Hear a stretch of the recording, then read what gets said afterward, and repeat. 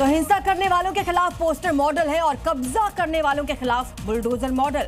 जहां अवैध कब्जा मिलता है वहां योगी प्रशासन का बुलडोजर पहुंच जाता है। इसलिए योगी का बुलडोजर किसी शक्तिमान से कम नहीं है। यूपी का एक शहर जो कट्टरपंथियों का शिकार हो चुका था, आज उसकी 125 हेक्टेयर जमीन को बुलडोजर कब्जा मुक्त करा चुका है। और अब से कुछ घंटे पहले तो योगी के शक्तिमान ने अवैध इमामबाड़ा और ईदगाह का खेल खत्म कर दिया।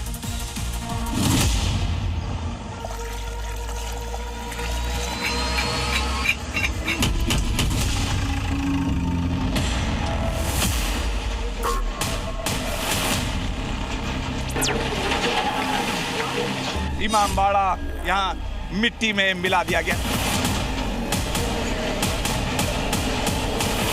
कब्जा करने के लिए 1 इंच जमीन नहीं देने वाले हैं।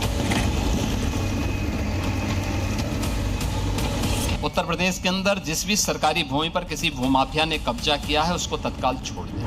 और इस तरह की कार्रवाई नियमित रूप से चलेगी। बुलडोजर जैसी क्षमता और दृढ़ प्रतिज्ञा जिसमें हो वही बुलडोजर चला सकता है।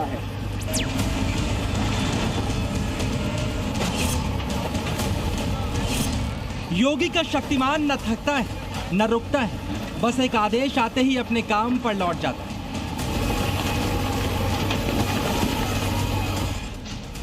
आपकी स्क्रीन पर दिख रही ये 2 इमारतें, एक है इमामबाड़ा, दूसरा है ईदगाह। दोनों ही कट्टरपंथियों की कब्जा नीति का नतीजा है।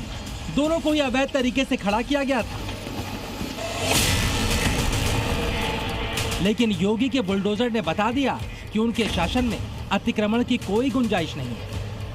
क्योंकि उत्तर प्रदेश अकेला राज्य है जिसने बुलडोजर की कार्रवाई को अक्सरशः सुप्रीम कोर्ट की उस गाइडलाइन के अनुसार अंजाम दिया है। 1, 2, 3, 4 इन्हीं बुलडोजरों के जरिए योगी के 1500 किलो के शक्तिमान ने अवैध ईदगाह को मिट्टी में मिला दिया। यहाँ पर ये सरकारी जमीन है जिसपे अवैध कब्जे करके यहाँ पर ये ईदगाह बनाई गई थी। बुलडोजर यहाँ पर जो अवैध निर्माण को लगातार है। बुलडोजर पहुंचे तो बिना वक्त जाए किए एक ईदगाह के लेफ्ट में खड़ा हो गया और दूसरा बुलडोजर राइट में। इसके बाद शुरू हुआ योगी के शक्तिमान का मिशन ईदगाह इमामबाड़ा। दोनों बुलडोजरों ने ईदगाह की बाहरी दीवार पर एक साथ प्रहार किया। उसकी मीनार, उसकी दीवार, एक एक ईंट निकालते। न सिर्फ बुलडोजर ने अवैध ईदगाह को मिट्टी में मिलाया, बल्कि उसी रोज सरकारी जमीन पर बने इमामबाड़े को भी जमींदोज कर दिया। चारागाह की जमीन पर ईदगाह और खाद गड्ढे की भूमि पर इमामबाड़ा बनाया गया था। इसी 7 बीघा सरकारी जमीन को बुलडोजर ने कब्जा मुक्त करा लिया, जिसकी कीमत 7 करोड़ रुपए।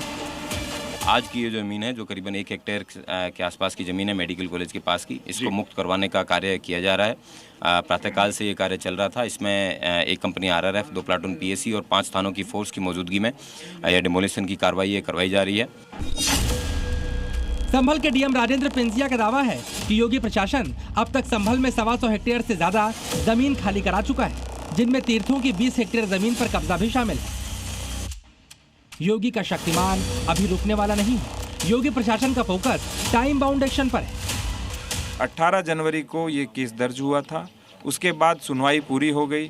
30 दिन की अपील का समय भी मिल गया और 4 महीने भी पूरे नहीं हुए हैं और उसके बाद इसका ध्वस्तीकरण आ गया। तभी तो देखिए, कुछ ही घंटे की कार्रवाई में इमामबाड़े की न बाहरी दीवार बची, न आगे तक बढ़ाया हुआ छज्जा और न ही छत।